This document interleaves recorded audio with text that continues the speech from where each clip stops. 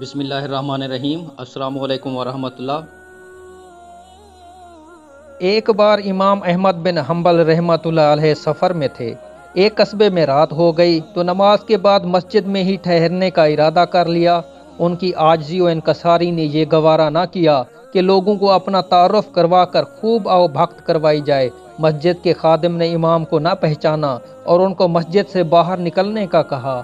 امام نے سوچا کہ مسجد کے دروازے پر سو جاتا ہوں، لیکن خادم نے وہاں سے بھی کھینچ کر نکالنا چاہا۔ یہ تمام منظر ایک نابنائی نے دیکھ لیا جو مسجد کے قریب ہی تھا۔ اس نابنائی نے امام کو اپنے گھر رات ٹھہرنے کی پیشکش کر دی، جبکہ وہ امام کو جانتا بھی نہیں تھا۔ امام جب اس کے گھر تشریف لے گئے تو دیکھا کہ نابنائی کام کے دوران بھی کثرت سے استغفار کر رہا ہے۔ امام نے استفسار کیا، کیا تمہیں اس قدر استغفار کرنے کا پھل ملا ہے؟ نابنائی نے جواب دیا، میں نے جو بھی مانگا اللہ مالک الملک نے عطا کیا۔ ہاں، ایک دعا ہے جو ابھی تک قبول نہیں ہوئی۔ امام نے پوچھا، وہ کون سی دعا ہے؟ نابنائی بولا، میرے دل میں کچھ دنوں سے یہ خواہش مچل رہی ہے کہ امام احمد بن حنبل رحمۃ اللہ علیہ سے ملنے کا شرف حاصل کروں۔ امام فرمانے لگے، میں ہی احمد بن حنبل ہوں۔ اللہ نے نہ صرف تمہاری دعا سنی بلکہ مجھے تمہارے دروازے تک لے آیا۔